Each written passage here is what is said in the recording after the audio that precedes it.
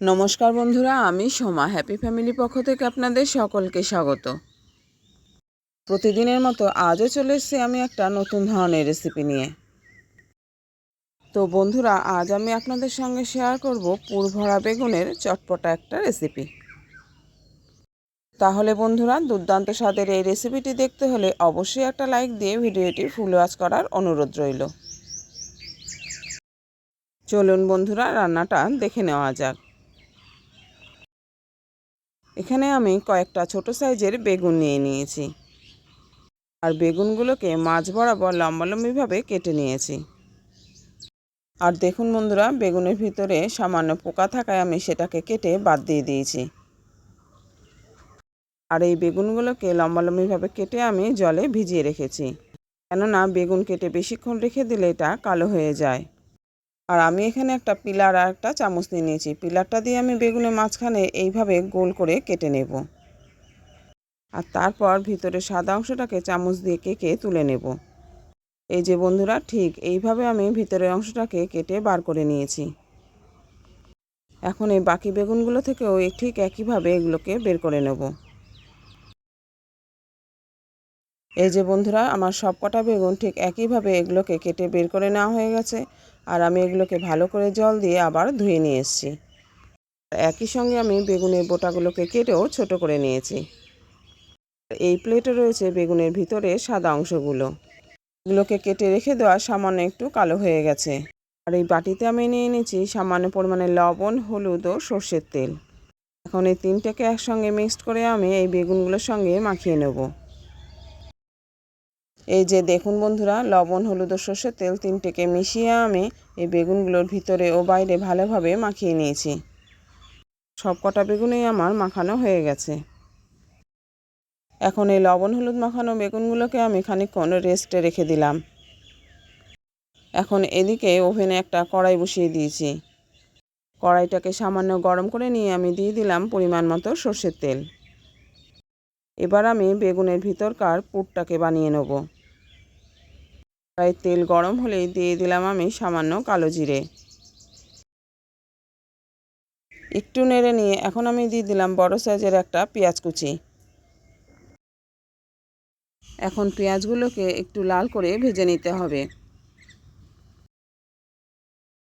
পেঁয়াজটা হালকা লাল করে ভাজা হয়ে গেছে। এখন আমি এর মধ্যে দিয়ে দিলাম কেটে রাখা বেগুনের ভিতরে সাদা অংশগুলোকে। এবার এটাকে একটু নেড়ে চেড়ে নিলাম। আর এদিকে আমি একটা বড় সাইজের আলুকে গ্রেট করে নিয়েছি, আর সেটাকে ভালো করে ধুয়ে আমি জল দিয়ে ভিজিয়ে রেখেছিলাম। এই আলুটাকে আমি আগে থেকে কেটে নিয়ে 10 মিনিট জলে ভিজিয়ে রেখেছি। এবার এটাকে আমি জল ঝরিয়ে নিয়ে কড়াইতে দিয়ে দিলাম। এই যে বন্ধুরা, সবটুকু আলু দেওয়া হয়ে গেছে। এখন আমি এর মধ্যে দিয়ে দিলাম পরিমাণ মতো লবণ ও হলুদ। লবণ আর হলুদ দিয়ে এটাকে ভালো করে নেড়ে চেড়ে নিয়ে মিশিয়ে নিলাম। এবার আমি এর একটা ঢাকা চাপা দিয়ে দিলাম 5 থেকে 7 মিনিটের জন্য। আর এদিকে আমি একটা ডিম ফাটিয়ে বাটির মধ্যে নিয়ে নিলাম। 5-7 মিনিট পর আমি কড়াই ঢাকাটাকে খুলে নিয়েছি। এবার এটাকে একটু নেড়ে নিয়ে কড়াইয়ের মাঝখানে আমি দিয়ে দিলাম 2 চামচ পেঁয়াজ আদা রসুনের পেস্ট। পেঁয়াজ আদা রসুনের পেস্ট দিয়ে আবার একটু নেড়ে নিলাম। এখন সবগুলোকে আলুর সঙ্গে একবারে মাখিয়ে নিলাম। এবার গ্যাসের ফ্লেমটাকে হাই করে দিয়ে কড়াইয়ের ঢাকাটাকে চাপা দিয়ে দিলাম আরও 5 মিনিটের জন্য।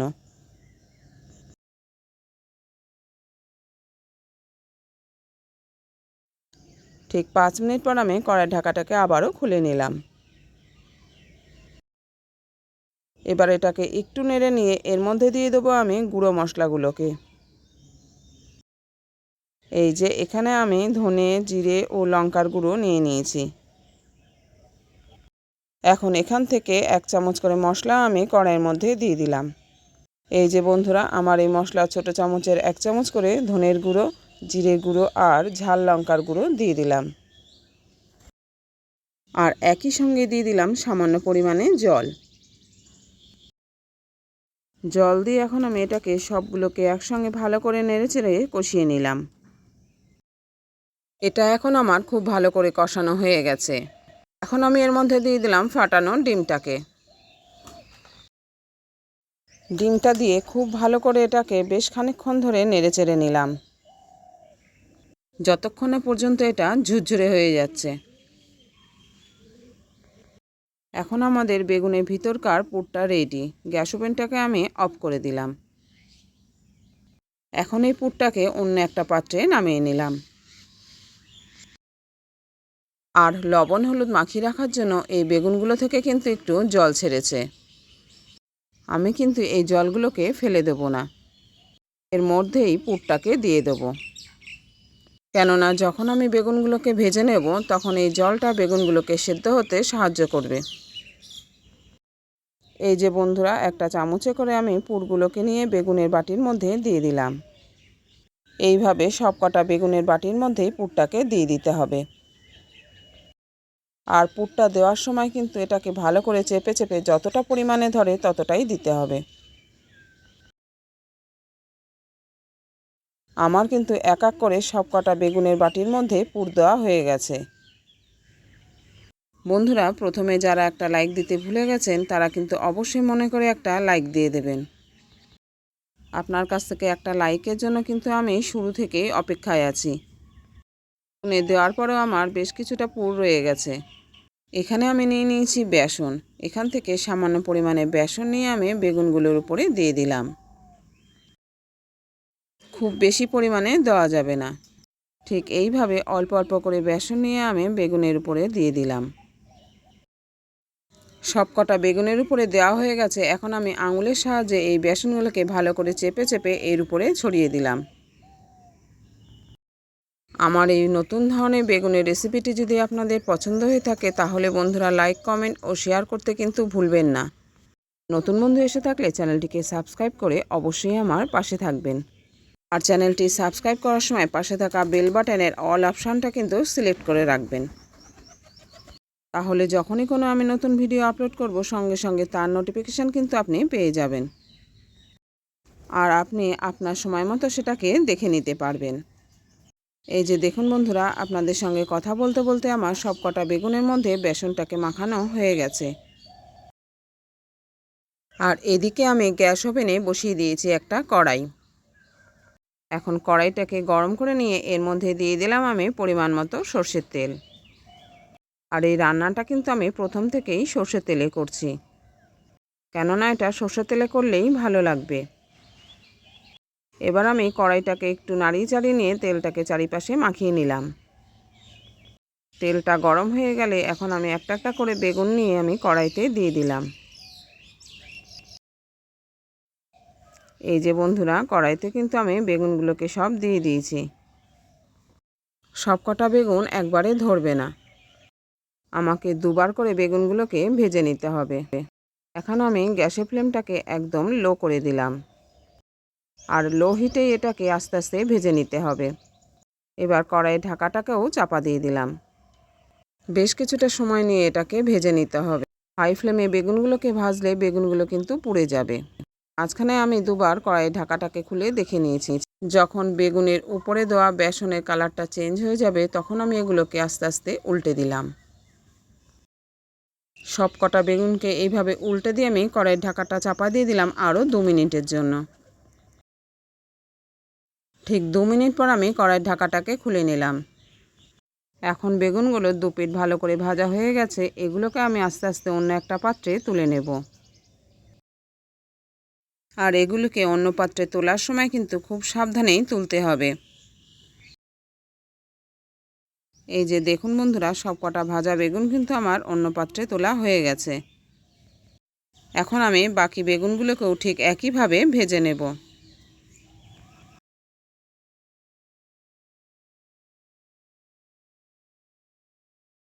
এই যে বন্ধুরা, বাকি বেগুনগুলোকে এখন আমি কড়াইয়ের মধ্যে দিয়ে দিলাম। আর ঠিক একইভাবেও আমি এই বেগুনগুলোকেও ভেজে নিলাম। এখন দুবারে আমার সবকটা বেগুন ভাজা হয়ে গেছে। আমি এগুলোকেও ওই আগের পাত্রে তুলে নিলাম। সব কটা বেগুন তুলে নিয়ে কড়াইটাকে আমি পরিষ্কার করে নিয়েছি। কড়াইতে তেল না থাকায় আমি সামান্য পরিমাণে তেলও দিয়ে দিলাম। এখন গ্যাসের ফ্লেমটাকে হাই করে নিয়ে এর মধ্যে দিয়ে দিলাম আমি 3 চামচ আদা পেঁয়াজ রসুনের পেস্ট। এখানে আমি চা চামচের 3 চামচ আদা পেঁয়াজ রসুনের পেস্ট দিয়ে দিলাম। এখন এটাকে একটু নেড়েচেড়ে নিলাম। আর এই কড়াইয়ের সাইডে আমি আরেকটা জায়গায় দিয়ে দিলাম 2 চামচ মতো বেসন। এই যে বন্ধুরা, এই বাটিতে আমি বেসন নিয়ে নিয়েছি, এখান থেকে আমি 2 চামচ পরিমাণে বেসন কড়াইতে দিয়ে দিলাম। এখন বেসনটাকেও একটু নেড়েচেড়ে নিলাম। এবার পেঁয়াজ আদা রসুনের পেস্ট আর বেসনটাকে একসাথে করে নিয়ে আবারও কড়াইতে নেড়ে নিলাম। আর এটা যখন নাড়ার পর ঠিক এই অবস্থায় আসবে তখন আমি দিয়ে দিলাম খুব সামান্য পরিমাণে জল। এই যে বন্ধুরা, এখানে আমি হাফ কাপ পরিমাণে জল দিয়ে দিলাম। এখন এটাকে আবারও নেড়েচেড়ে মিশিয়ে নিলাম। আর এটা নাড়তে নাড়তে একেবারে শুকিয়ে ফেলতে হবে। এই যে দেখুন বন্ধুরা, এটা নাড়ার পর যখন ঠিক এই রকমভাবে শুকিয়ে যাবে তখন আমি আবারও দিয়ে দেব পরিমাণ মতো জল।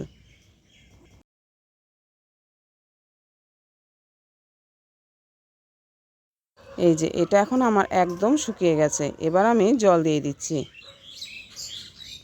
এখানে আমি যে পরিমাণে গ্রেভি বানাবো ঠিক তার ডবল জল দিতে হবে।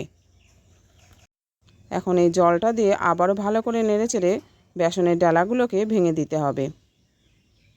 আর এই বেসনের ঢেলাগুলো যেন খুব ভালো করে জলের সাথে গুলে যায়। এবার আমি এর মধ্যে দিয়ে দিলাম পরিমাণ মতো লবণ আর দিয়ে দেবো গুঁড়ো মশলা। এখানে আমি ছোট চামচের 1 চামচ করে ধনে, জিরে ও লাল লঙ্কার গুঁড়ো আর ঝাল লঙ্কার গুঁড়ো আর দিয়ে দিলাম খুব সামান্য পরিমাণে হলুদ। এখানে আমি কাশ্মীরি লঙ্কার গুঁড়োটাকে ব্যবহার করেছি কালারটাকে আনার জন্য। এখন এই মশলাগুলো দিয়ে এটাকে ভালো করে নেড়েচেড়ে আবারও ফুটিয়ে নিতে হবে। এখানে আমি যে পরিমাণ জল ব্যবহার করেছি ফুটিয়ে তার অর্ধেক করে নিতে হবে।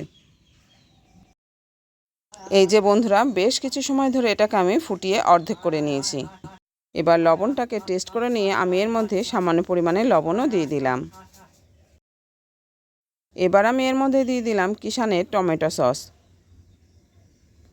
এখানে যে কোনো টমেটো সস ব্যবহার করলেই হবে। এই যে দেখুন বন্ধুরা, এখানে আমি 2 চামচ মতো টমেটো সস নিয়ে নিয়েছি। এখন এই সসটাকে আমি এই গ্রেভির মধ্যে মিশিয়ে নেব। এই টমেটো সসটা ব্যবহার করার জন্য আমাকে আর আলাদাভাবে চিনি দিতে হবে না। এবার এটাকে খুব ভালোভাবে নেড়েচেড়ে মিশিয়ে নিলাম। এখন টমেটো সস দিয়ে চটপটা গ্রেভি আমাদের রেডি। গ্যাস ওভেনটাকে আমি অফ করে দিলাম। এবার এই গরম অবস্থাতেই এটাকে আমি বেগুনের উপরে দিয়ে দেবো। তাহলে বন্ধুরা, আজকের রেসিপিটি কীরকম লাগলো জানাতে কিন্তু ভুলবেন না। ফিরে আসছি পরের ভিডিওতে অন্য কোনো রেসিপি নিয়ে। আর এতক্ষণ যে সকল বন্ধুরা আমার সঙ্গে রয়েছেন তাদের অসংখ্য ধন্যবাদ ভিডিওটি ফুল ওয়াচ করার জন্য। ভালো থাকবেন, সুস্থ থাকবেন আর এইভাবেই আমার সঙ্গে থাকবেন।